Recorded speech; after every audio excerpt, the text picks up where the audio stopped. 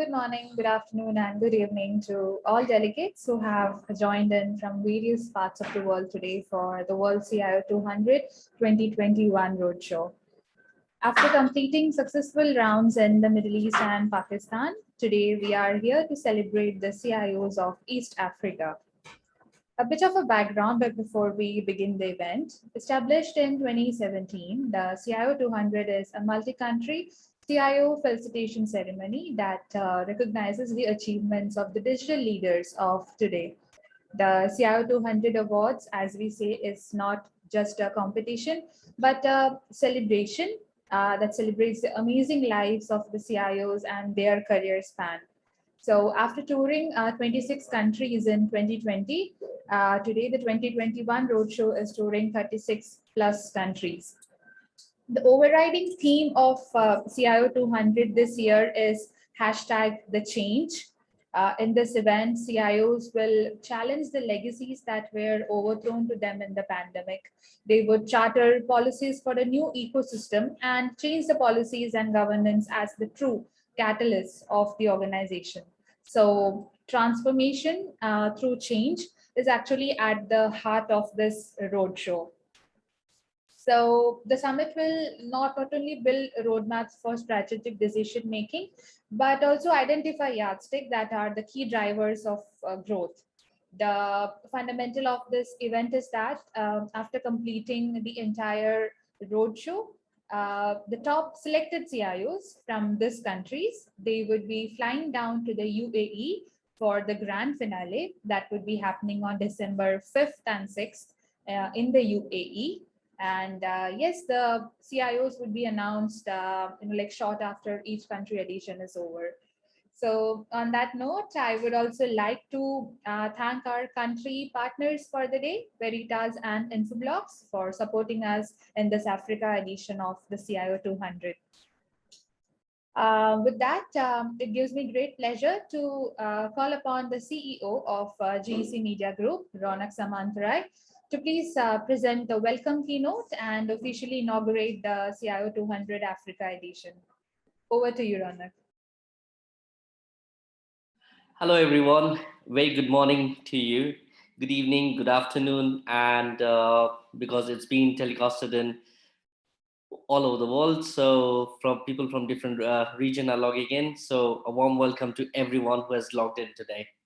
So my name is Ronak Samantharai, CEO of GEC Media Group, and it gives me an immense pleasure to invite you and welcome you to the CIO 200 Roadshow, which we are doing in the Africa edition. So today is the East Africa edition, which is Mauritius, Ethiopia, Kenya, Zambia, Zimbabwe, Uganda, Tanzania, Madagascar, and Rwanda. So these all countries which we are covering today in our East Africa edition. And I'm very happy to announce that we had a very, very successful tour in our Middle East. So we covered the entire Middle East region, and now we are doing in East Africa today.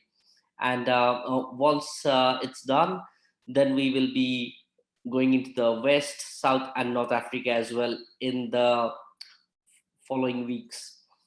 So again, as I said, it's been a great journey. CIO 200 has been one of the epicenter of GEC Media Group when it comes to engaging with the right audience, with the C-suites, especially the CIOs who are driving this IT industry.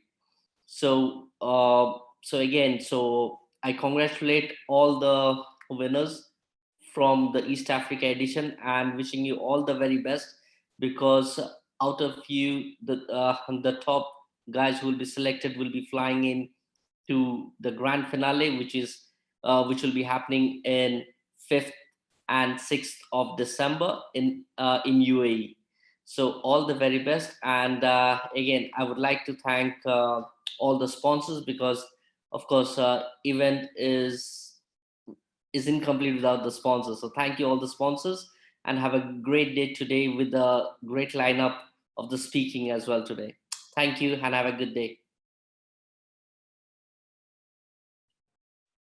Thank you so much, Ronak, for presenting that intro note. Yes, as you said, we are all excited to begin off the East Africa edition today. So, without much ado, I would like to call upon our inaugural speaker to present the World CIO 200 Country IT Outlook, Bernard Rocco, Head of ICT for Kenya Tea Packers. Since Bernard could not join us live, he has sent us a recording, which we shall be shortly playing now. Bernard is a multi-skilled IT professional with more than 12 years of experience as senior manager in charge of digital transformation, business process re-engineering, and IT consultancy. He also has solid experience with Microsoft servers, mobile apps, business intelligence, Salesforce automation, ERP implementation, optimization, and much more. Bernard, it's a pleasure to have you, and let's have your speaking, please. Hi, Jumbo. My name is Bernard Rono. I'm the CIO at Kenya Tea Packers. Really great pleasure to speak to you at the World CIO 200 Summit on Africa's IT transformational outlook. A little bit about tea. I work with Kenya Tea Packers, and Kenya Tea Packers is the largest tea packaging and blending company in Kenya. We have over 50 products, ranging from black tea to your orthodox tea, herbal tea. And, you know, we've had strong innovation the past couple of years in order to match the ever demanding and dynamic market, and to also provide products that appeals to the millennials, as well as the very health conscious team. Kenya Tea Packers has been the leading tea packaging company for the past 43 years. So for 43 years, we have perfected the art. See, a little bit about tea. Kenya is the world's largest black tea exporter to the world.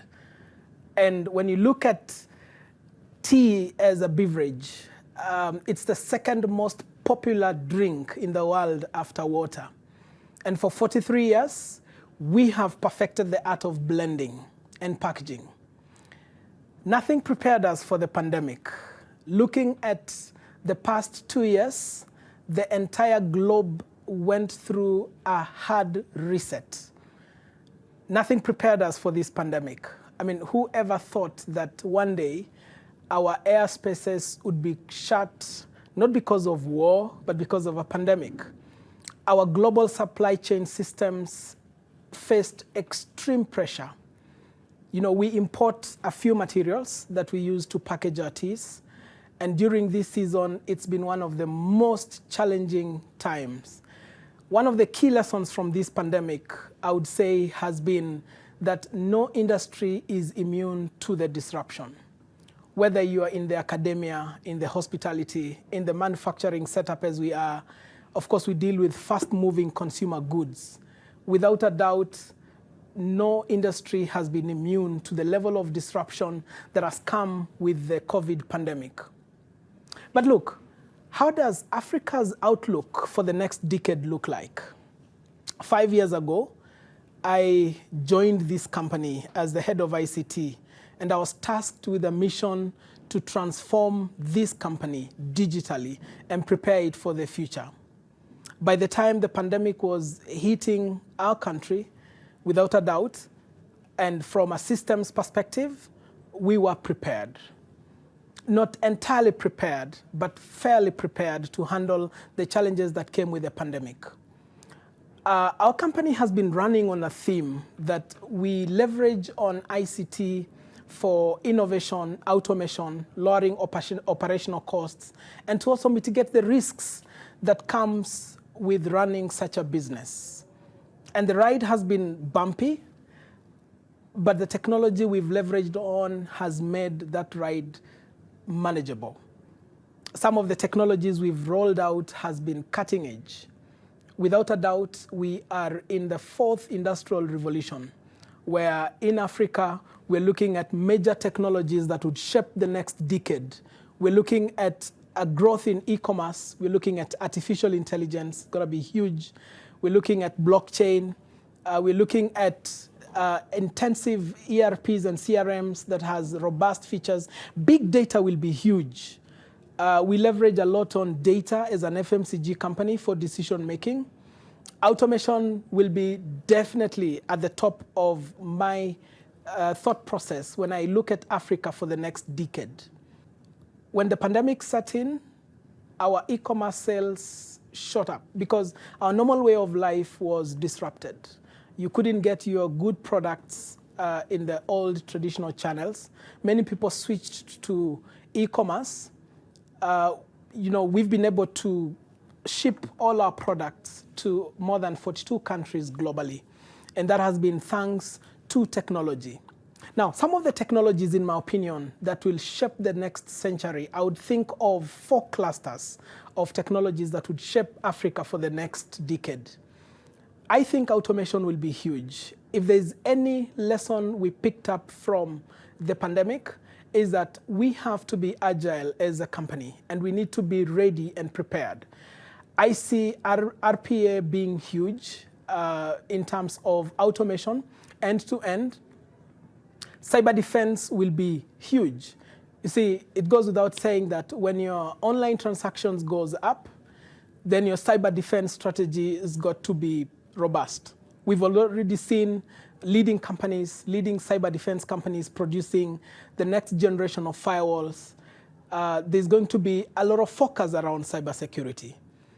As a manufacturing company, robotics will play a key role in cutting costs and preparing companies for the next challenge.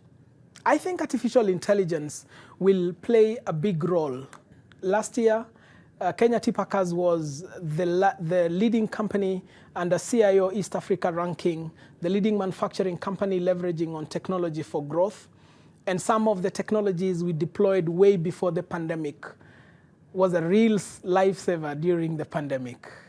Generally, all the CIOs across all the global companies have a challenge to position their IT strategy and align it with the business. Many companies that were not prepared for the kind of disruptions that we've experienced during this season wished they had invested more in technology. One of the good things, though, I must say about the pandemic has been, it's been an accelerant in digital transformation. Many technologies have come and has had, fast approval process, and most of the time, those innovations, the thought process around those technologies were majorly driven by the pandemic. Now, companies have had to relook at their strategic plans. Many of the manufacturing companies that were not prepared for this pandemic have had to go back to the drawing board to rethink around what technologies are relevant. Many technologies have been declared obsolete and redundant. For the first time in many years, the CIO's role in many companies have been elevated to the place that they should be, at the center of the decision making. One of the first technologies we adopted about 3 years ago was in a tool that is predictive in nature. So we ventured out into one of the world's leading business intelligence tool, and we were able to provide the company with predictive analytics. Without an analytic tool that is able to predict the future, then as a company, you remain exposed. But the future of data will be around predictive analytics. Let me just go back to e-commerce a little bit. I think e-commerce, looking at Kenya as the leading mobile money provider across the globe, you're looking at mobile money playing a key role in Africa for the next decade. I say that because with everybody probably with a smartphone and with a standard phone able to transact seamlessly and securely, then that in itself is a key enabler to the business. But as Kenya Tea Packers, we've been able to list many of our products across global e-commerce platforms. I mean, when you have your product in Jumia, you have your product in Alibaba, you have your product across major e-commerce platforms, then you're able to reach your customers far and wide. The next technologies that would shape the next century would be around automation. Way before COVID, we thought about how we can automate our sales process. And we were running a pretty manual process. But then as a CIO, I was challenged to automate our sales process. And so you're talking about your ordering process from end to end being paperless. That increased visibility. So the business is able to monitor performance and check on how you can fulfill and delight the customer further. So the Salesforce automation project was a project that involved a couple of technologies. Of course, it's a cloud-based solution partnered with a local great vendor. And this technology has AI elements. This technology basically automates the entire process. The entire Salesforce for Kenya Tea Packers operate on a smart gadget. And when you're working in the field, you're able to feed in information about the performance of your trade. You're able to monitor competitor activities. And this tool has been extremely transformational. I think Africa's outlook looks very promising. And this is where things will happen. And so in conclusion, and finally, to the World CIO 200, it's been a great pleasure speaking to you from our head office in Kericho, Kenya. And this is from Kenya Tea Packers. And thank you very much. Thank you so much, Bernard, for that really insightful keynote that you presented. I'm sure the audience has some great takeaways from what you spoke about, especially the aspect of transformation in there. So thank you once again for sharing your valuable time with us. And yes, we look forward to seeing you soon as well. Thank you. On that note, dear delegates, it's time to call upon our next speaker from our country partner, Veritas. It gives me great pleasure to welcome Mr. Vincent Nuamanya, Enterprise Account Manager, Veritas. Over to you, Vincent. Hello, hi. Welcome to this year's edition of the CIO 200 Summit. It's a pleasure to be here. My name is Vincent Nwamanya. I'm the Enterprise Account Manager for Veritas for East Africa. It's a pleasure to be presenting to you today the Veritas Enterprise Data Services. To begin with, I'll quickly run a quick introduction on who Veritas is. So Veritas is a privately owned data management company. We are trusted by 93% of Fortune 100 companies and 87% of the Fortune Global 500 companies. This by numbers is quite a large number of organizations. It's different verticals from governments to FSI to academic institutions. So what do they basically trust us to do? We do ensure that we provide business continuity for these organizations. We provide key and ensure that we keep their mission critical business services always on. And we ensure that these applications are always optimally performing. I mean, think of your bank account today, especially in the era of the pandemic. You are able to constantly have access to your bank account, for example. You do have access to all the resources. You're able to do transfers, you're able to make payments. What we basically do at Veritas for these organizations is to ensure that we ensure that these critical applications are available to you, the customer, and they're working optimally. You are able to transact without any hitches, any glitches, and everything that you're doing for yourself is basically it's in top notch, and you have the optimal performance of these applications. The second thing we do for these companies is that we ensure that all their data is protected and they are able to recover from any eventualities from ransomware attacks, as we have noticed an increase in this, and any other unexpected data. It could be natural disasters, it could be accidental or human errors that may result into data loss. So we basically ensure that all our customers' data is basically protected, and customers are able to basically recover from any eventualities. The other thing that we do for these customers is ensuring that there is information governance. There's been, across in the region where we operate, there's been quite a number of legislations or laws that have been enacted by different governments to ensure the protection of personal identifiable information, or what we call PII. Much as this came through from, the Western countries in Europe and America, we have pretty much adopted the same. I mean, different governments are putting up different laws to ensure that customers' personal identifiable information is protected. So at Veritas, we do help these organizations to certify legal and regulatory requirements regarding customers' data, to ensure that all customers' data, or all data for any kind of customer, is basically protected in accordance with the regulations that are in place for the different countries.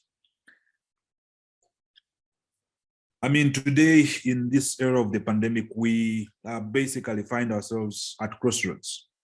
The crossroads is for our different customers who basically find themselves having to decide whether they should continue buying different products to attain these goals of ensuring that there is data protection.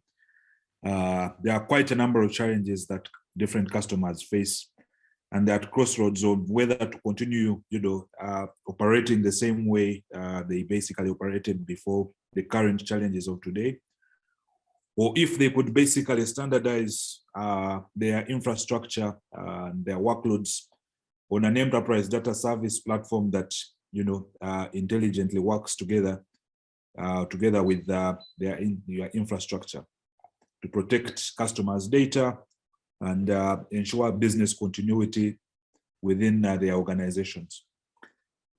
So the Veritas Enterprise Data Services is basically what it addresses.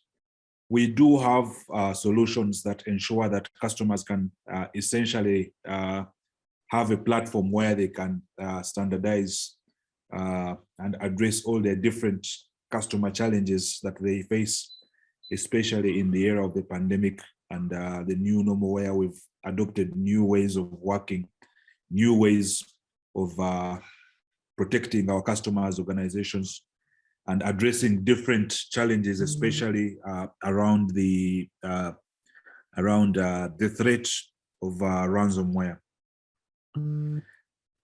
So our customers across the different sectors basically have four major areas that they've tried to basically address.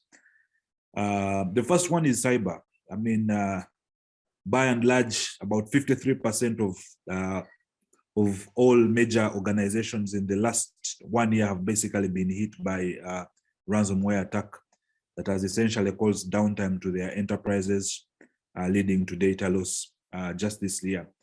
This number is basically a number that we can basically put a tag to. This is all that has been recorded.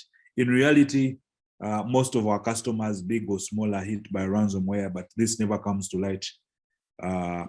But to date, we know that this is a number that has essentially been flagged off, and that is the cost to that. So what do our customers basically ask? The first question is, how do we deal with data everywhere? I mean, we noticed that with the pandemic, our data has been scattered. People who used to work from offices now do work from home. So a lot of the workloads are essentially all over the place. It's on customers' laptops and desktops at home, or in the cloud, or whatever has been adopted. The second question is, how do we keep up with the threat of actors? I mean, ransomware is a $20 billion business today. And with this, the different cyber criminals are working day in and day out to ensure that there are new ways of, having ransomware attacks. And this is one of the key things that we basically address at Veritas. The third thing is what happens when an attack happens.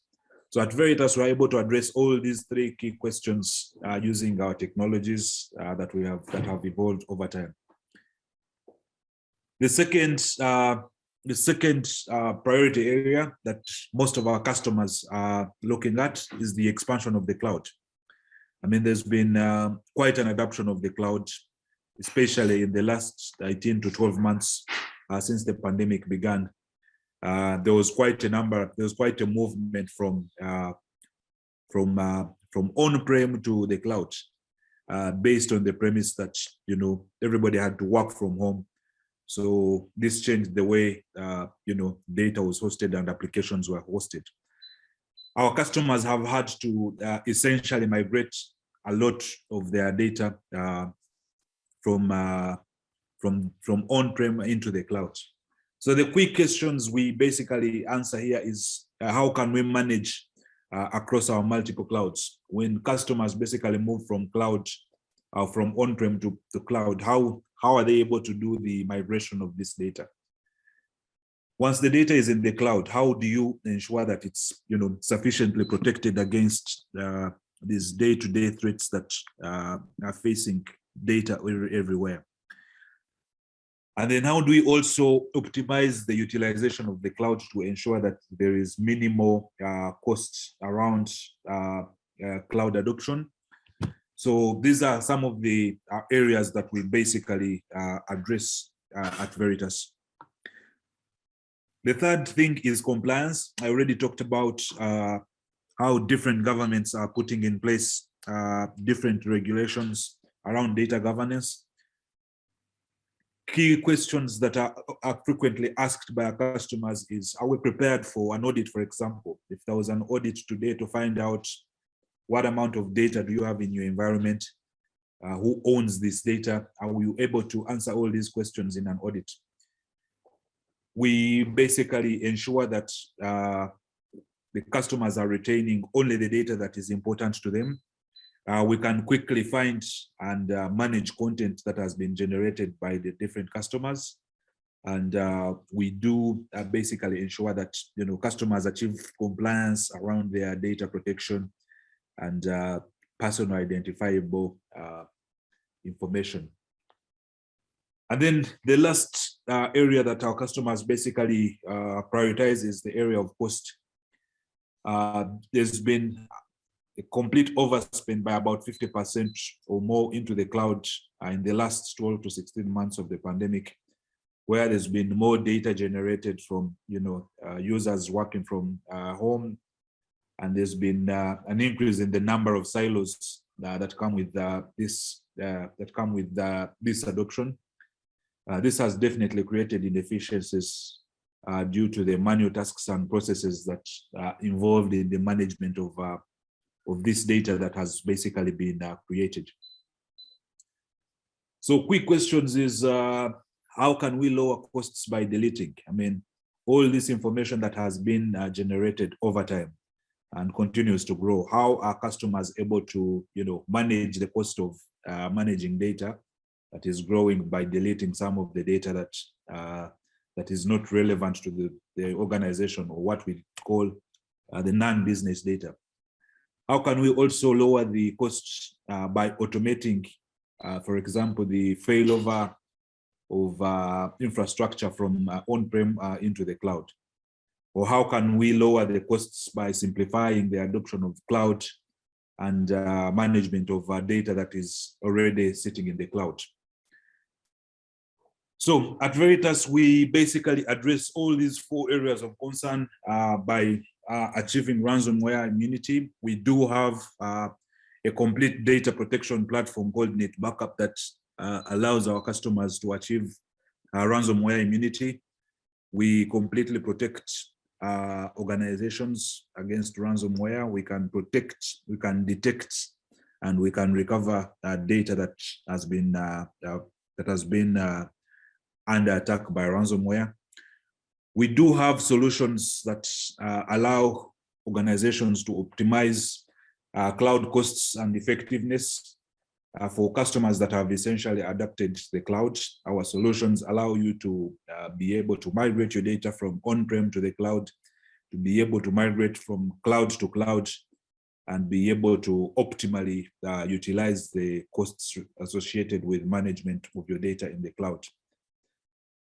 And then we also have solutions that ensure that you're compliant with your data management needs in accordance with a set of rules or regulations from different governments. Our compliance solution basically ensure that GDPR and any other personal identifiable information regulations are basically complied with in regards to management of data. And then finally, we ensure that our customers reduce the total cost of ownership of management of information and protection of their data against the threat of ransomware and data loss that could be a result of any calamity or any unexpected data loss that customers could basically experience. So with all of this and much more, we are happy to essentially address some of the challenges that you may be facing in your organization today. We basically based in East Africa. We pretty much look after different organizations, and we are happy to pretty much get in touch and share some of these solutions for you to be able to address some of the challenges that you're facing. Thank you and enjoy the rest of the CIO 2000 Summit. Have a good day. Thank you. Well, thank you so much, Vincent, for that insightful keynote from your side. I'm sure the audience enjoyed it. And delegates, Vincent would be available offline if you have any questions to be answered by him. He would be more than happy to take any questions. On that note, I would like to call upon our next speaker for the day, Mr. Khalid bin Driss. He is the CTO of Vivo. Hi, Khalid. Welcome. It's an absolute pleasure to have you on board with us today. And over to you. Hi. Thank you for the invitation. I am glad to be with you to express some views about IT digital transformation in Africa in general and in Tunisia in particular. I am Khalid bin Driss. I am the Chief Technology Officer of Weview. Weview is a global consulting and system provider offering innovative finance, supply chain, and technology solutions.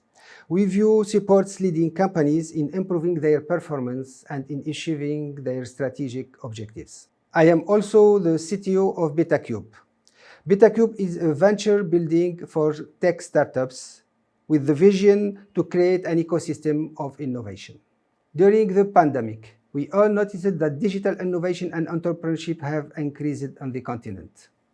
With more than 400 digital hubs in Africa in 93 cities, including over 130 hubs opening in the last 2 years.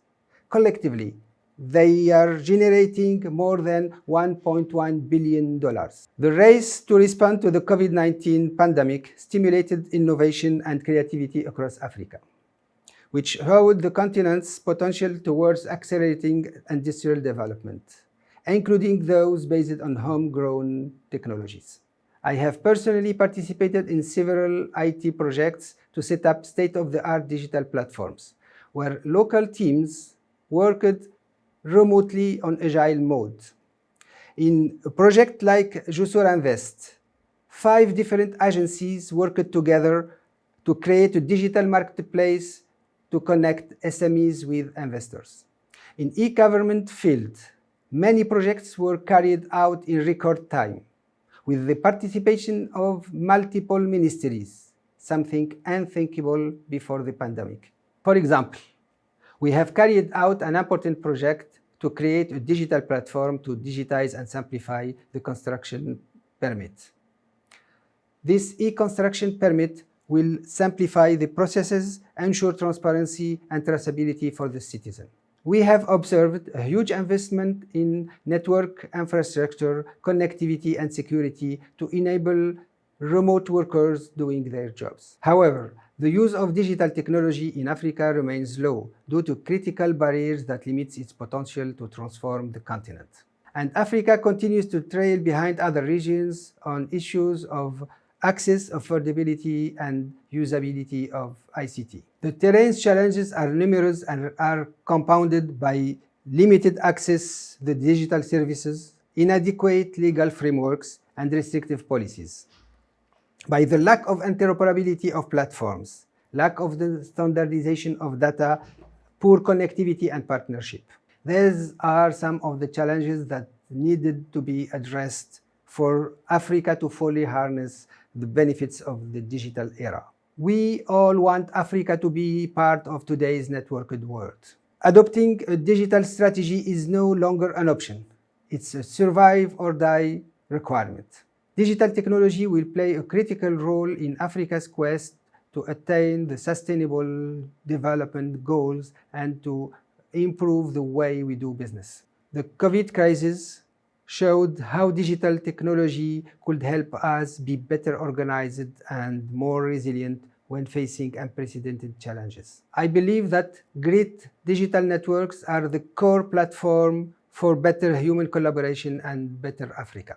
I strongly hope that African decision makers invest heavily in infrastructure to make networks efficient and affordable.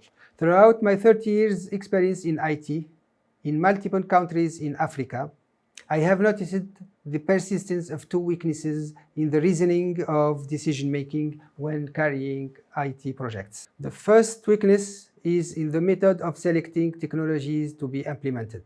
The second is in the mode of management of the projects and the project team. First weakness, a large part of actors focuses when selecting the technology on purely technical characteristics, without considering the important aspect of the existing of local ecosystems on the country level or on the continent level, and without checking the existence and availability of qualified local resources for these technologies. This enhances artificially the cost and limits the sustainability of the investments. In my opinion, the technology selection process must necessarily include an important criterion related to the local ecosystem. In addition, it is important that the major actors consult each other to avoid the dispersion by uncoordinated efforts. This can be a major role to be played by the CIO forum. To sustain all the efforts, the actors must work together to create a viable local ecosystem. They must provide a playground for local suppliers in the continent, thus allowing them to strengthen their expertise and become then global players. In this field, I strongly recommend to think openness first, open standards, open source, and open innovation. The second weakness, which is the mode of project management, is recurrent, particularly in the administration. A very large part of the specification included in the tenders do not make it possible to clearly specify the needs and contain the seeds of the project failure from the start. I recommend developing strong and experienced project management teams and project management support. The definition of real needs, the specification of solutions, and the technical architecture should not be vague or ambiguous. IT project management is a profession and must be carried by the best resources in the company, who must know in advance the consequences of each word written in the specification. Each time, you must promote interoperability between platforms and think in terms of APIs. And above all, you must think about the data generated and their life cycle. The project management team must acquire experience in leading IT projects and in defining real needs impacting the business. The moment is now. As Africa rebuilds from COVID-19 disruptions, it must not return to a pre-pandemic reality. It must build a better reality that recognizes the need for innovation, particularly digital technologies. This is necessary for victory over its myriad development challenges, such as poverty, competitiveness, productivity, economic diversification, and governance. Finally, I have some recommendations for the private sector. First, invest in people's skills and the processes of their retention. Second, think of process, agility, and adopt the DevOps mindset. And finally, build or participate to ecosystems of collaboration enter companies. This needs whole of country strategies at the policy level and the implementation of common standards and interoperability at the technical level. But none of this can happen overnight. The digital transformation in Africa will require greater leadership and collaboration from government, the private sector, and civil society, and an increase in investment in education, because knowledge is the name of the game. Finally, thank you for listening, and let's work together for a better Africa. Thank you so much, Khaled. It was really a wonderful presentation. And thank you so much for sharing your time with us. We look forward to seeing you soon as well. On that note, delegates, now it's time to present leadership from a post-pandemic point of view. We have a very special recording sent to us by Mr. Andy Malone, MVP MCT, who is one of the jury members on the Inspire Committee board. It's a great pleasure to have Andy on board, and he's sharing this valuable and critical insights with us. So let's hear what Andy has to say. Over to you. Hi there, welcome along to my session. I'm Andy Malone. I'm a Microsoft MVP as well as a Microsoft certified trainer. I've had over 25 years in the IT industry and cybersecurity. And there's no doubt that the coronavirus pandemic over the last year and a half has had a major impact on the way we do business and the way that we work, in fact. So in this short session, what I'm going to talk about are some of those changes and how they've impacted us, and how, as information security professionals, we can step forward. Now, in 2020, the world became familiar with the reality of having to work at home. So, products like Zoom, Microsoft Teams exploded. And working in the cloud has become a new normal. And for companies who have hybrid solutions or who have on-premises solutions, have had to adjust actually to this new reality. So what I want to talk about today are just some of the challenges that as information security pros we're going to have to face forward in obviously returning to some kind of normality. And those are huge. I mean, I'm here in the UK, and recently we've had Brexit, we've had the coronavirus crisis, and this has created a perfect storm of problems. So, i.e., you can't get enough people to perform tasks, there's not enough employees, all of which can potentially have an impact on information security. Also, over the last year or so, cyber criminals have really kind of evolved and moved forward with new attack vectors. Ransomware, for example, social engineering attacks have exploded over 300-400%. And they're finding new ways to attack, receiving text messages, for example, as well as traditional kind of email phishing attacks. So text messaging, phone calls, new vectors of attacks, and we have to be prepared for that. We have to be able to defend against that. So how do we do that? How do we defend? I think a really important way that we can do that is through training. From the very beginning, remember, we're in the business of information security. So not just cyber security, but information security has many, many different attack vectors. So right from the moment of hiring somebody, that whole process of hiring somebody, getting them trained, getting them signed on with things like, acceptable usage policies. And terms and conditions of employment can have a really, really important role to play. Also, inductions. So induction, taking an employee right from zero to hero within your organization is so important. Now, I'm sure we all have a corporate security policy. We all have sets of procedures that we need to follow. And we do this for a whole bunch of reasons. We do it for health and safety, we do it for security reasons, and we also do it for industry compliance. So perhaps ISO 27001, perhaps you're in the oil and gas industry, aviation, and so on. So we all have regulations that we need to adhere to, not just for health and safety, but for operational reasons as well. So I also mentioned the hybrid world of work at the beginning, and this is really what we're in. Many companies around 10 years ago started that slow shift towards the cloud. So, installing products like Azure AD Connect and connecting your Active Directory, your on-premises infrastructure, and opening that up to the world had a number of potential security risks in itself. And those security risks in 2020 and 2021 are really starting to come forward now.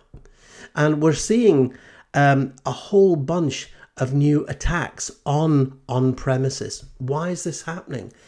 It's happening because how many people are we taking on? We're taking on youngsters, the next generation of cloud professionals. And I'm a trainer, and all I'm training nowadays is cloud. Employees want to know about Microsoft 365. They want to know about Azure, Amazon, Google Cloud. The problem with this is it's leaving a vacuum, if you will. If you're going into the hybrid world, then potentially we have a vacuum of untrained people who don't know about on-premises environment. So I think in a hybrid solution, if you don't have a way to move forward in that world, then I think there are potential security risks to be found in the future. So again, that's something to think about. Not just protecting your infrastructure, keeping it updated, patching, antivirus, all of that. But I also think your people skills need to be updated as well. Social engineering has become a major tool for hackers and cyber criminals worldwide. And again, I think some of the technologies to help defend against that, this year we've had tools in the cloud such as the Microsoft Defender. And Microsoft Defender's got a fantastic attack simulator. And these types of tools are fantastic for training staff in defending against social engineering attacks such as ransomware and phishing. Microsoft also has been on board with something called data immutability. In fact, many cloud service providers are really realizing that this is really important. So you may have heard the buzzwords zero trust, Microsoft's idea of combining identity with identity protection, as well as products like Windows Defender or Microsoft Defender. And the idea is that they did a survey of many of their customers, and I think it came out with something like 70-80% of their customers had reported that with traditional IT, many of them had discovered that they'd been attacked by cyber criminals, hackers, and so on. So what we're trying to get to that point now in the industry, I think, where even if the cyber criminal does get access to your network, does get access to your files, they're useless because they're encrypted, or you're using tools like information protection, rights management, and so on. And that is a definite deterrent. So as well as teaching staff to do all the usual things like patching and updates and so on, I think it's really important that we remember these new trends and keeping up to date with things. Again, hackers don't sleep, and again, technology doesn't sleep. So what are my predictions for the next couple of years? Well, AI is becoming big. Automation is becoming big. And if you want to use it, if you're going to use it, you can bet your bottom dollar that the bad guys are going to use this technology as well. So again, we have to have good, solid defense strategies. And I'm not convinced that defense strategies are completely technical either. I think we're in the business, remember, of information security. So I think it's so important that organizations have a good, strong security policy. And from that policies, you have good sets of procedures. And I think it's important that training and awareness for how and why these policies work is so important amongst staff. Okay, I think it's really important that staff understand why we're doing something. What's the reason behind something? And again, as a Chief Security Information Officer, that's part of your role. So I really hope that you've just found this quick 10-minute introductory session to be interesting. And as I say, I'm sorry I can't be there at your conference, and I really hope that you have a fantastic time. Please feel free to visit me at my website, andymalone.org, and you can also see me on YouTube as well. All right, so thank you very much for attending my session. Thank you so much, Andy. As always, it's indeed a great pleasure to have you on board with us. On that note, ladies and gentlemen, it's time for our very famous cross-border panel discussion. So initiated in 2020, the cross-border panel of CIO 200 shot to fame in very less time. The unique flavor that this panel brings about is extraordinary. CIOs from 4 different countries join in to talk about how technology has been a game changer for them and redefine in true sense that technology knows no boundaries or borders. In today's cross-border panel, I would like to call upon our key panelist who would be introduced by our moderator, that is Arun Shankar, editor of GEC Media Group. Arun, I welcome you to come on board and introduce the panel. Over to you, Arun. Good day, everyone, and Assalamu alaikum. Continuing with the success of 2020, where we hosted 104 leading CIOs in our cross-border panel discussions, we are pleased to move forward with this initiative in 2021 as well, inviting the top CIOs to participate in our cross-border panel discussions. So as part of the World CIO 200 Roadshow 2021 Bahrain edition, and on behalf of Global CIO Forum and its sponsor partners, I welcome the panelists here with me to this cross-border panel on leadership in the post-pandemic era. So it's my pleasure now to introduce our panelists for today. They are Samuel Amanor from Africa. So he's the CEO for Blue Space Africa. So welcome, Samuel. Thank you, Aaron. Fantastic. Khalid R. Jalal from Bahrain. He's the Senior Group ICT Manager at Gulf Aluminium Rolling Mill. Welcome, Khalid. Thank you very much, Mr. Arun. And last in the trio of panelists, Munir Ahmed from Pakistan, Executive Director and CIO at the United Insurance Company of Pakistan. So welcome, Munir. Thank you, Arun. Great. So a little bit of housekeeping. We will begin with 3 rounds of discussion with the panelists across the next 30 minutes. And to give a little bit of background about our panel, obviously we are seeing the post-pandemic recovery beginning, and businesses have been led by the technology heads. They are revamping their infrastructure and application stack, are looking at improving customer experience, getting higher returns from sales, driving business resilience and business continuity. But we're also seeing failed organizations and industries struggling, right? We are seeing consolidation, we are seeing shakeouts, we are seeing exits, and many of them can be linked to laggards in technology adoption. Hence our theme, leadership in the post-pandemic recovery phase. So let's look and let's discuss with our panelists about what drives leadership, what can help businesses to retain and keep their leadership position in their own market segments. So great. So I'm happy to begin, and let's start with the questions. I'd like to start with Samuel. So Samuel, you're based in Africa. You have a fantastic, let's say, startup organization, or however you like to refer to it, Blue Space Africa. Is it a startup or is it already an operational business? It's thank you, Aaron. Blue Space Africa is been in business since 2015, and initially, my background basically was leading the business for both EMC and Dell in Ghana, and later on, Dell obviously acquired EMC. So I came back from the US 2010, thereabout. Ghana at the time had discovered oil.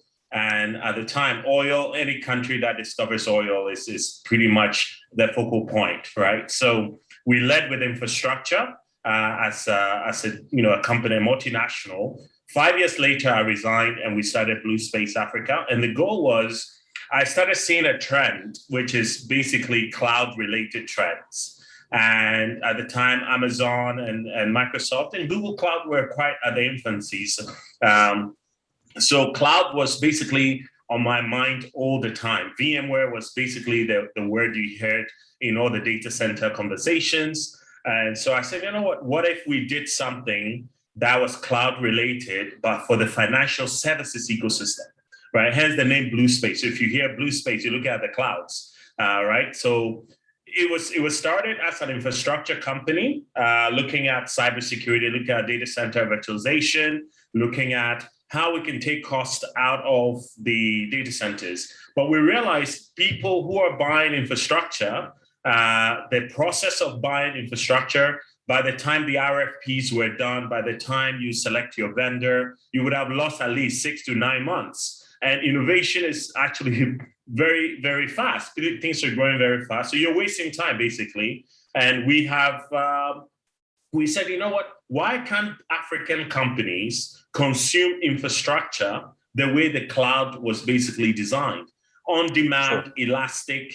In our world, you have to ship hardware. You have to go to the customs clearing. You have to then offload. You have to buy insurance. You have to then deploy this particular asset. It takes a long time.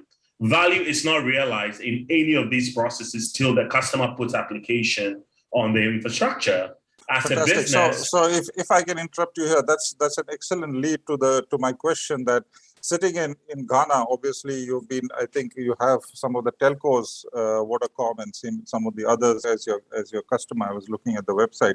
So according to you, what particular application stack, or let's say what particular IT resilience has helped some of the African companies to come through the last 18 to 24 months? If you can give me a more direct answer to that. Go ahead, Samuel.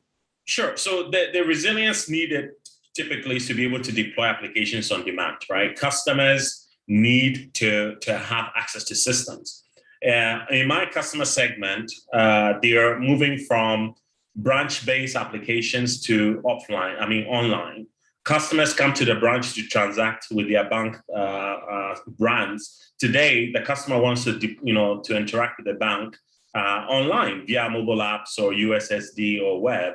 So a bank who doesn't have basically digital channels or digital layers in their business, and they're dealing with legacy banking applications, will not be able to survive. So the first application we're seeing is that they are all going digital. They are putting a digital channel in front of their core systems. They're becoming API ready to be able to integrate and collaborate with third parties. The fintech ecosystem is growing in Ghana and in Nigeria, in Kenya, in South Africa. So digital channels, basically on-demand deployment.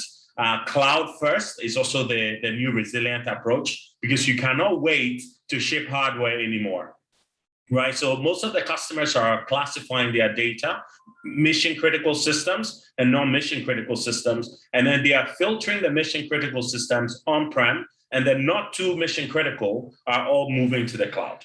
These are becoming resilient. This is making them resilient. The last bit of technology is being able to have cyber at all parts of your value chain, right? So at the channel layer, within the internet layer, within the data center, cybersecurity is becoming the key. Knowing your customer no longer becomes filling some forms, but knowing what they are doing within the cyberspace, having the access management technologies in place within cyber encryption is also becoming a key thing that we've seen. So cybersecurity, digital channels, and on-demand cloud provisioning is what we're seeing out there to make them resilient. Very interesting. And you've seen this across the large to medium enterprises, or we're seeing some activity on the small businesses also? What's your take over there? Our segment is really, the medium to large financial service providers, and we're now trying to entertain some fintechs to work with us. But typically, it's about cost, right? And the way things work in Africa, you have to go to the board for everything to be approved, right? So it's also taking time to make decisions. While the decision-making process is delaying, customers are moving to other brands, right? So speed of decision-making and speed of knowing what you want is basically the driver. And it's mostly the medium to large enterprise. The entry startup community are basically rubbing with budgets, right? So they love the cloud, AWS, Google Cloud, DigitalOcean, Azure. These are the tenants that these startups entry levels are going to, and they have actually started everything they're doing cloud first. Is the mid to enterprise guys that are now trying to look at the cloud as though it's a new innovation. But the startup community have already embraced the cloud. Okay, great. Very interesting, and glad you made the distinction between startups and enterprises, and obviously a great insight based on your baseline of experience with Dell EMC, and I think you started your career as a storage specialist, so great insights over there, Samuel.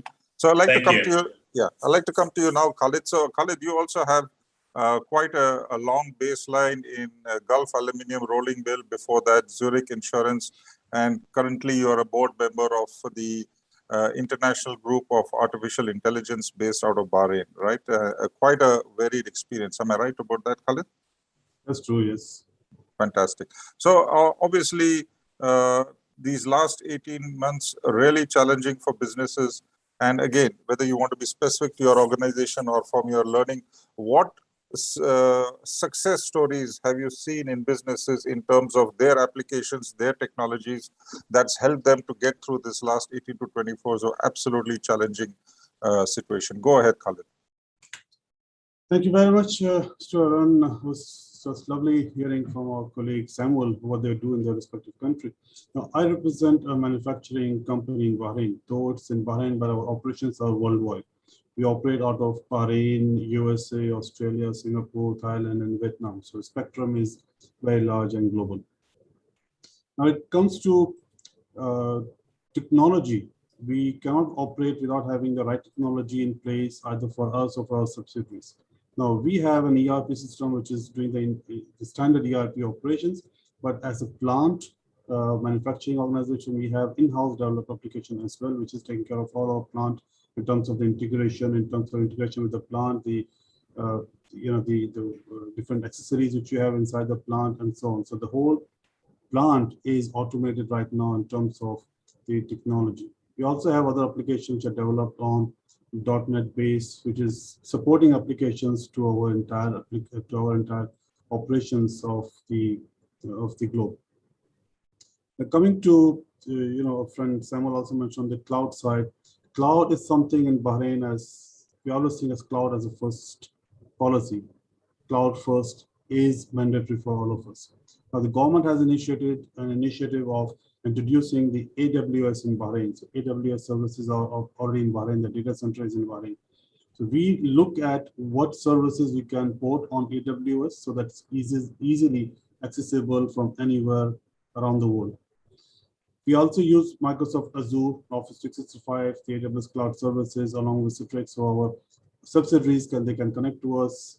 We don't need to be in the office for our business operations, except the operators who are operating the physical plant. They need to be inside the plant. Otherwise, completely it's automated and we can work completely from a remote site.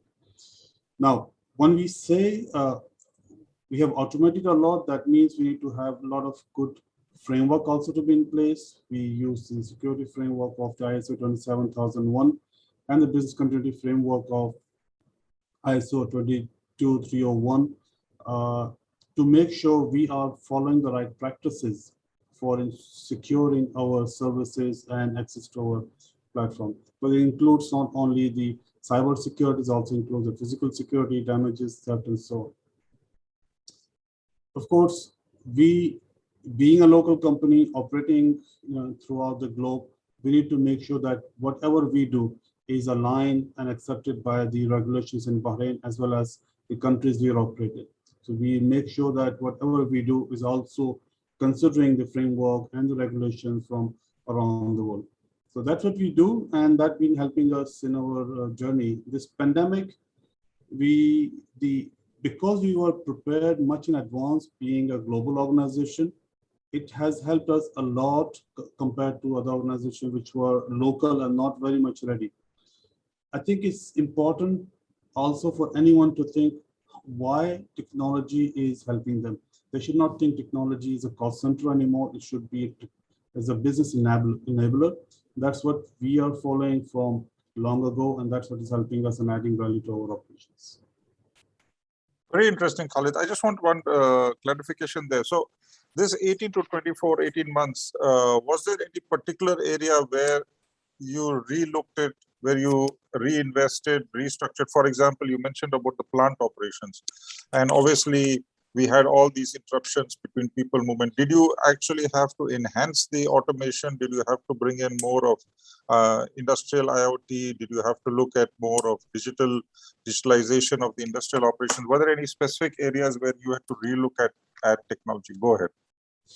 Let me tell you the basic thing. When this issue started in Bahrain, the initial impact we had is the availability of the laptops. Simple.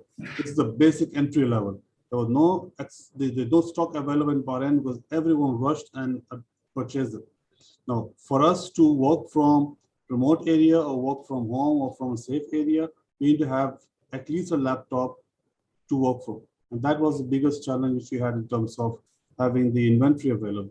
In terms of our ongoing journey, because we had a long-term plan of what we want to do in our plan, we were already equipped with all the necessary automation and integration.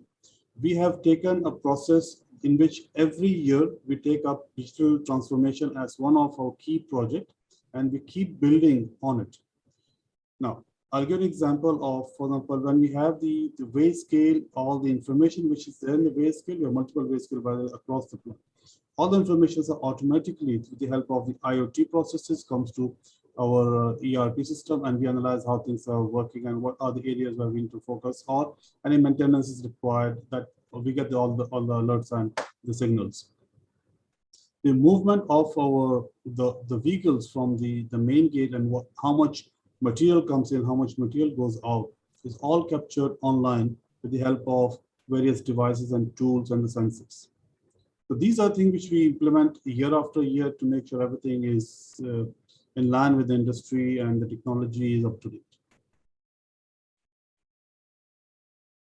Great, fantastic. So very interesting to note that your organization was proactive, and on an annual cycle, you relook at technologies, keep it operational, and obviously the supply chain challenges with regard to the laptop, I'm quite sure that happened in other areas. So Munir, over to you now. So essentially, if I see your background, you're actually a PhD, I think, in computer sciences, or specialized in some particular areas, and you seem to love cybersecurity, and of course, long baseline with United Insurance Company. Am I right about that? Go ahead. Correct. Well, United Insurance is a general insurance company. We are giving insurance services, also the health insurance services. So when the pandemic started, last year in the March, lockdown was imposed in the March, and people were getting COVID-19 positive. And also, we had a different scenario that now we have to allow our staff to take the laptop or computers to their homes to work from home. Different, managers and people, they are working from villages. They had difficulty connecting to the, VPN services. So what we did is that initially we established a WhatsApp group immediately. started coordinating everyone, use the Zoom like we are using now. So first of all, we connected our all managers using our voice over IP connection to the head office, because we are an insurance company. We have to give services to the customers. So customers are calling, for example, someone is getting sick. Now he will need an hospitalization help and a pre-authorization from the United Insurance.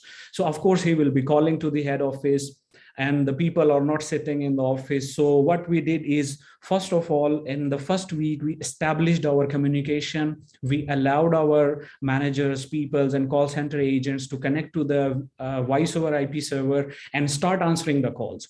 Let me tell you a very interesting thing. First couple of days, even me and my IT professionals, we were giving the services to the customers. So we were accessing because of our background, because we are related to the IT, so we know the system. Actually, United Insurance Company have in-house software development. So our ERP and all the systems are being developed by us. There is a subsidiary company called United Software and Technologies. So the start was like this, that we took all the measures. And the most important thing was that our branches were able to connect to the head office, and the head office staff was not used to of connecting to the services. So we have to make a task force that one IT guy, he's explaining to the manager how he will connect the VPN and how he will access the software. And as an insurance company, our document required signatures for the policyholders, approvals. So at the same time, we started, upgrading our documents. The digital signature, the documents, those are printing online in this period are not required any signatures. So it was the major change. We have to took our software development team into it. And somehow, like in a 2-week, we were into a normal course of action, started giving the services, and we cannot say 100% operational, but somehow 80-90% we were operational. Great, very interesting and excellent point you mentioned over there, because the customers are engaging face to face and there's a voice exchange. The most critical part of your setup was to get the let's say verbal communication going rather than, let's say, information, because the business has to continue with customers. Correct, Ms. Munir? Yes, correct. Yes, yes. Once the people take the devices to the home, we started, receiving the threats, the cybersecurity and data privacy. Of course, the power user of the head office, now they are sitting in their homes. Someone have, access level to the manager level. So we have to carefully see the logs. We have to check how the system is being accessed. A lot of vulnerabilities were, reported on our analyzer. So we deeply, our cybersecurity team deeply worked on these issues. And, all the world, face these challenges like we faced in United Insurance. Very interesting. So obviously, clearly some measures that were taken to ensure the business was resilient and you could continue operations, and obviously ensure that financial stability was built in over there.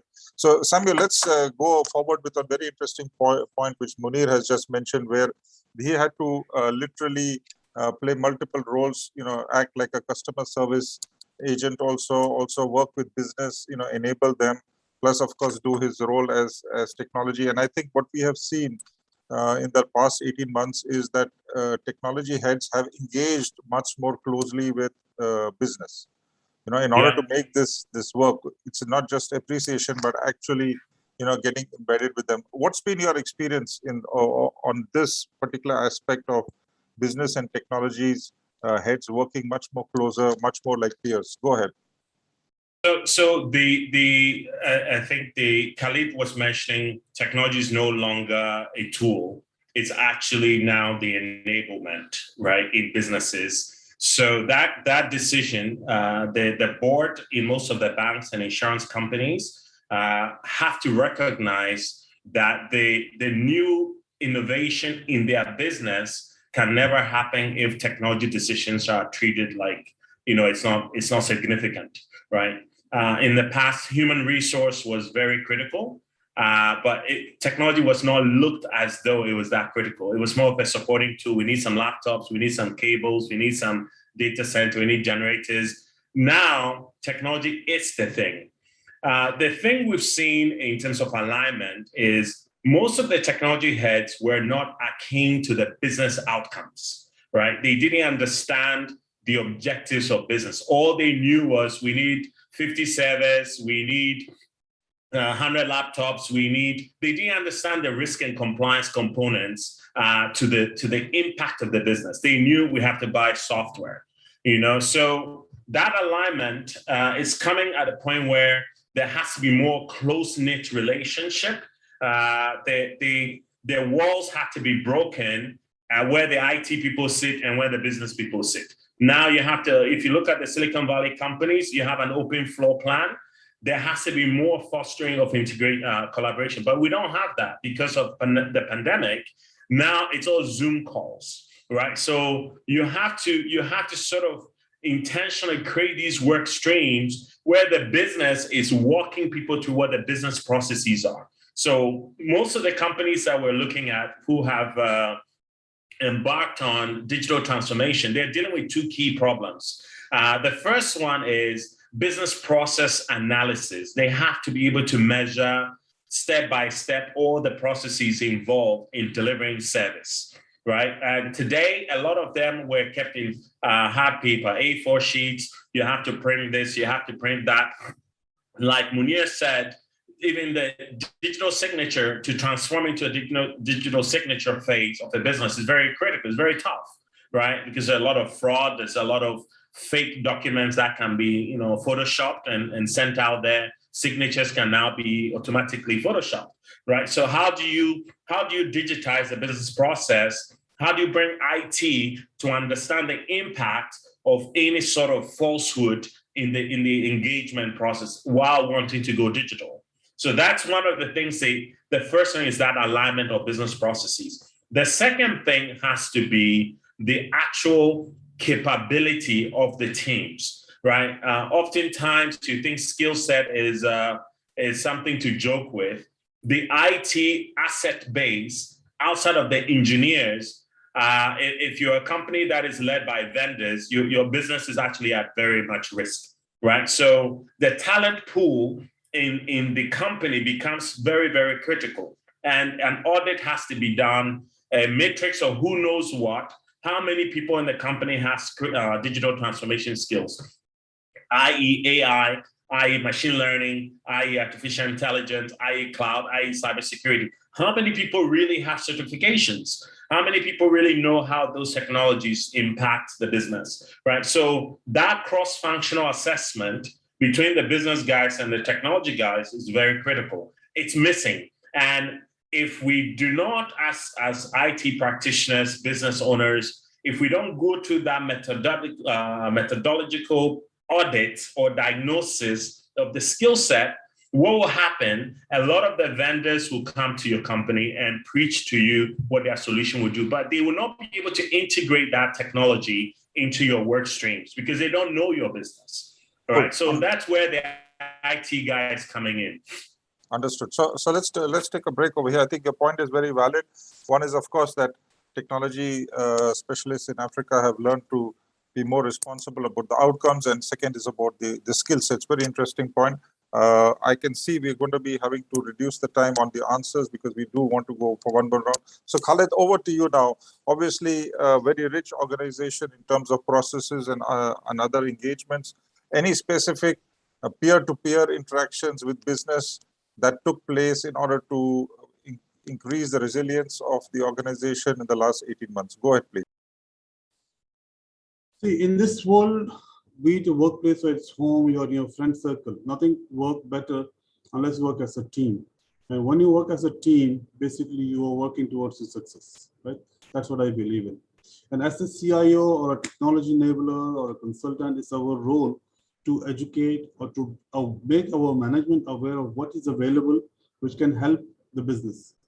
If you go and tell them this particular technologies I want to invest without having proper justification of how it's going to help the business, chances are will not be able to go forward. And that's where the the disconnect comes between the technology and the other peers in the organization. So the first thing is we need to make sure whatever we do, there's a proper strategy set up in the organization from the beginning of the term or the year, that what is the strategy which you want to follow.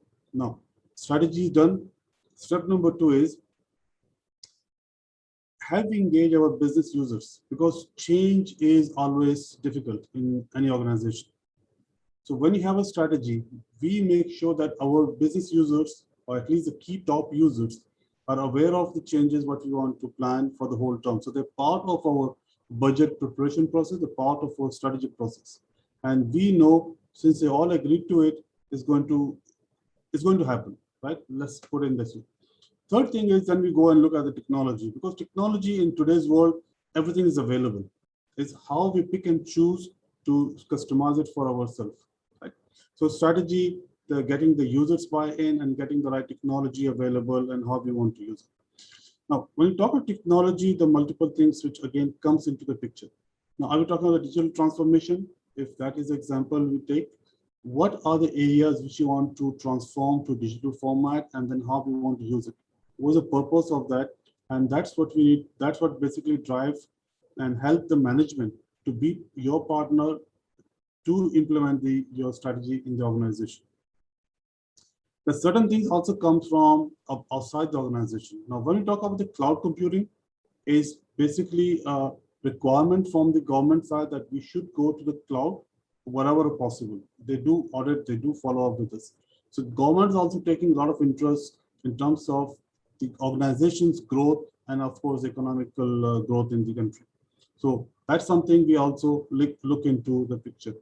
Now, third thing, being a global organization, we always want to see how our operations is progressing, how our finance are being progressing, how the operations team are processing the respective delivery of productions. So that is very critical for us to have everything in a digital format and improve on digital transformation year after year. In terms of encouraging the management and getting their buy-in, we also showcase and we also go out and look for the award sessions, and we promote our activities which we do to different organizations, and we try to get in some awards from outside on digital transformation or the best projects delivered in the organization in the respective segment we are in, which is manufacturing. So they also see the value and the benefit, that it is not that what we do is a waste. What we do is really appreciated by the team and even by the outsiders. And that makes us unique compared to others. And that's how we could build a huge connection between ourselves to go forward in the road. Thank you. Very interesting, Khalid. I especially like the part about how all the whole management plus the organization plans for the changes. I think if a lot of time is spent on understanding and planning for the changes, the technology rolls out much more smoothly. So very interesting points over there, Khalid. And I always say one more thing. In this particular 18 months we're talking about especially, this is very good time, which has brought the CFOs and CIOs in one platform, and they become very good friends. Earlier, it used to be a challenge to go to CFOs asking for extra budget, but now because of the close connection, it becomes very easy to go and get additional budgets also. Just a small hint. Interesting. I think both sides have learned how to talk to each other much better and for the benefit of the organization. So Munir, last answer in this round, and then we do move to a much faster round. So Munir, your impressions on what made the difference from the rest of the organization in terms of peer-to-peer benefits? How did the relationships change? Quick answer from you there, Munir. Go ahead.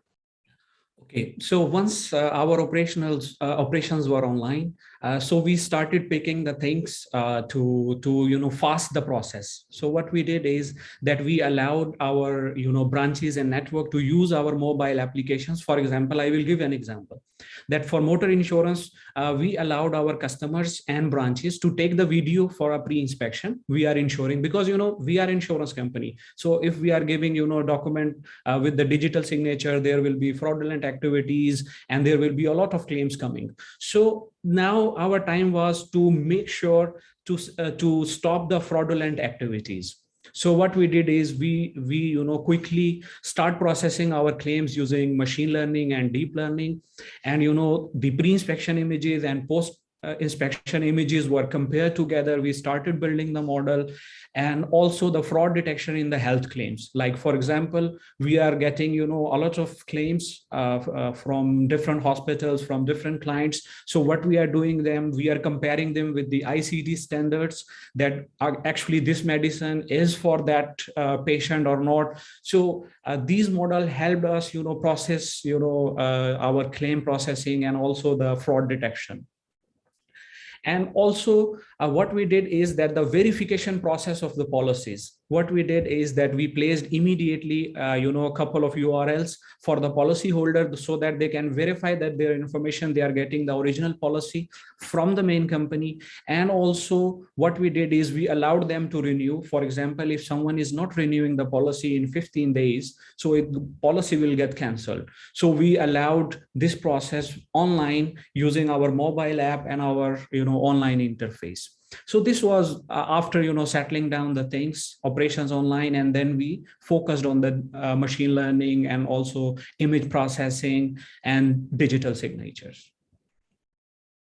Interesting over there. So who was your best friend after you introduced all this fraud detection? Was it again the CFO, or was it the top management, or who actually?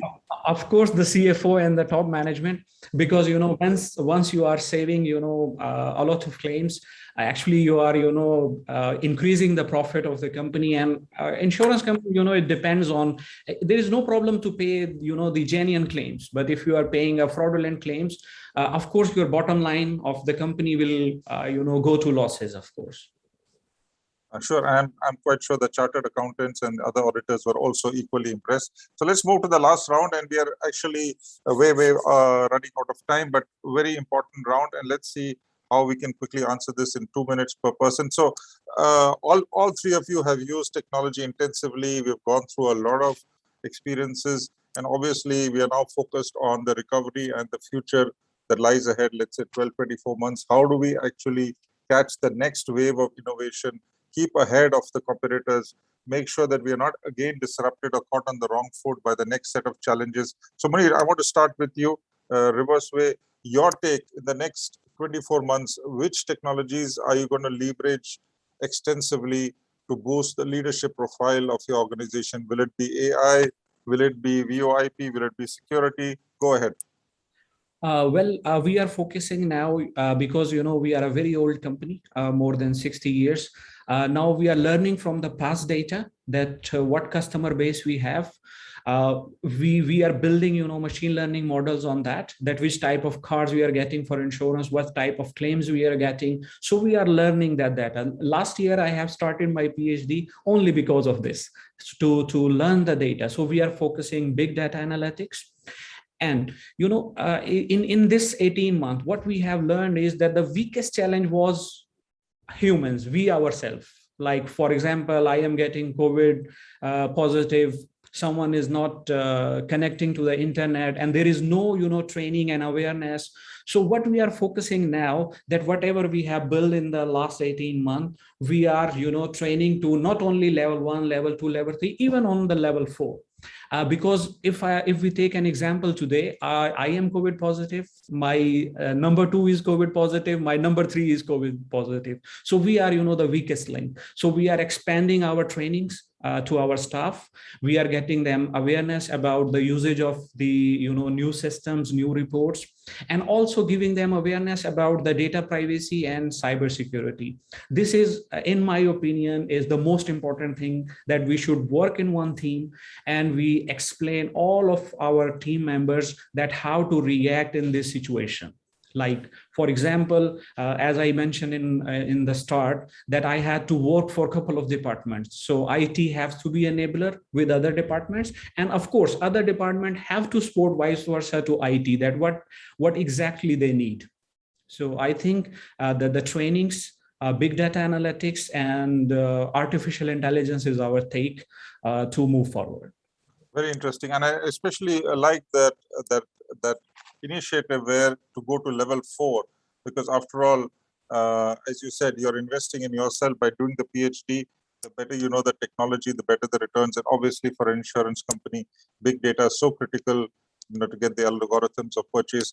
Khaled, moving to your side again, your take on the next 24 months, where would you look at picking out technologies important for your organization? Go ahead. I think for any organization, the next step is to take a step back and do a complete postmortem of what happened in the last 18 months. What plans they have put for their growth, and what has worked, what has not worked.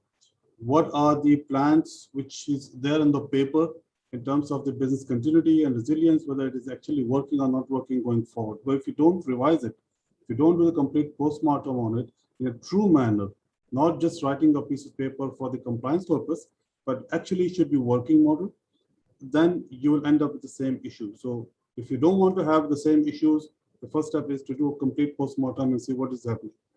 Now, I see a lot of organizations, they have made a mandatory thing that in the organization chart, they introduce a role called digital strategist or digital transformation expert or something to do with the digital. Because now they have realized that this is the way going forward for them to continue the business. So digital transformation is becoming the focus area for most of the organization. With the digital transformation in the picture, they're also trying to look at the artificial intelligence and the robotics in the form of, they just started with the RPA processes, automating a lot of operations with the help of the RPA and the bots. So that's becoming very famous. And an organization like us, we need to invest a lot on the bots to make sure things are more and more automated. We reduce the dependency on the human and the human errors, especially being a manufacturing organization where things are a bit risky in certain areas. So it's better let the bot operates in those areas. Cloud first is definitely the thing which everybody should focus and work and invest towards it. Now, our friend Mani just mentioned about the large data being an insurance company. Yes, large data is there, it's always been there. It's time to promote more and more the business intelligence and the reporting type of thing. With the help of Power BI, it's become very close to the finance people and the data analyst. They can use such tools to reduce the pain and the efforts from the IT team to the business side, because now they can see the data the way they want to see, they can visualize it, and they can develop more business sense out of the data than an IT department preparing some specific reports for them. I think for a manufacturing company is to invest on the digital transformation, artificial intelligence, robotics, even the 3D printing is something all the manufacturing companies should look into it in order to reduce costs and have a lot of inventory readily available to them. It all depends by when the true manner of 3D printing will be available for manufacturing. Power BI and should focus on Industry 4.0 as soon as possible and then go beyond that. Great, fantastic. Especially like the last part about you reinforcing 3D printing. Yes, very correct. All manufacturing organizations should be looking at that prototype. So Samuel, you're last now, and your impression of which technologies, of course, you are looking at fintech and specific sectors, but your impression of which technologies will make a difference in the next 24 months. Go ahead. Now, I have a framework called the 3 Ps, people, process, and products, right?